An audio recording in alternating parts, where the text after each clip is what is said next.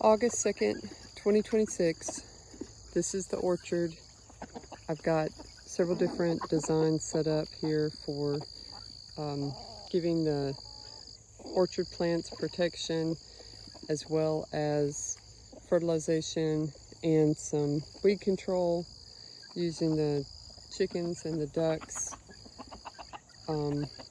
I started out with these dog panel pieces and then quickly ran out of those, so I went to cattle panels, and I have a smaller metal at the bottom. Adult chickens cannot get out of this 2-inch chicken wire, so that works for adults, but chicks can go right through it. So I prefer to use a hardware cloth at the very bottom, like the bottom 2 feet.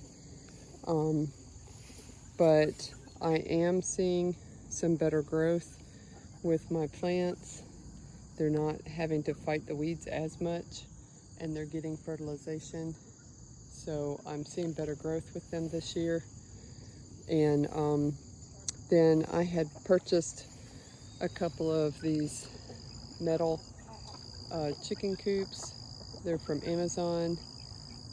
This one right here is a 10 by 20 foot coop, and it has this wire. It's a coated wire, chicken wire that comes with it. It's a smaller size. It's the 1 inch, it's not the 2 inch. So chicks can stick their heads through. So I set up this coop with the hardware cloth on the bottom 2 feet so that I can put chicks in there and I won't have any chicks getting decapitated. Until I have a decent nest box, I'm using dog houses for the chickens to lay their eggs in. So then there's also this design. It's rounded instead of more angular. But this one actually comes with a tarp, just like this one does. But I don't trust the tarps in the wind, so the rounded style seems to do better with the tarp. The angular style catches the wind more, so I just didn't put it on the other one. But this kit's pretty good. It's over $200, not much over $200. It took us about 4 hours to put it together. And then the cattle panels, and purchasing the cattle panels, buying this mesh wire, and then some lightweight T-posts, it's about the same cost as those other kits. Might be a little less time to put it together. Now, there's no aerial cover on that. I could have strung something up, but I haven't had a problem with aerial predators, so I haven't worried about it. And then the other design that I had was with these low tunnel hoop. These are just 1/2 inch EMT conduit, and then I made my own bending apparatus with screws. I found a DIY video, and so then I've got it covered in fencing for the top part. I've got half cattle panels down at the bottom. I reuse them from some brooders that I used to use for my meat birds.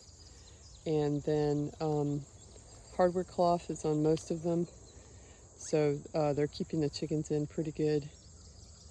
And then I've got Suskovich chicken tractors at the ends for the chickens to go into and roost at night, which is working for now.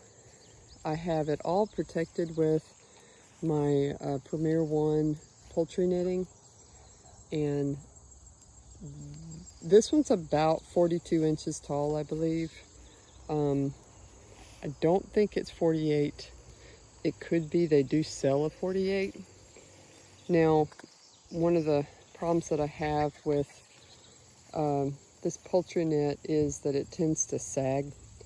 And so, like on this spot, I have this set up. You can buy these anti-sag support posts, and they make it come out and stand up. But yeah, they're not perfect. Now I've got this being electrified with a wire. Oh, there it is. I ran this insulated wire from my plug-in electric energizer that's at the house. So this is actually like 250 feet of wire, which was quite a bit of money. But anyway, now I have this electricity, so I can run one of these electric fence nets.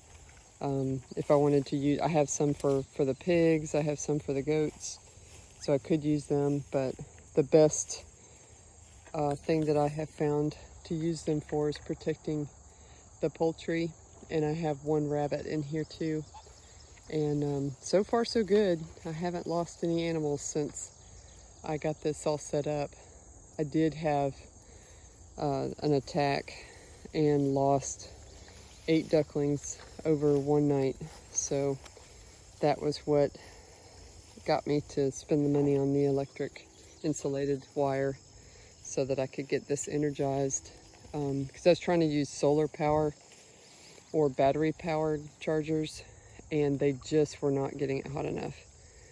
So that is my poultry setup right now, and hope that gives you some ideas.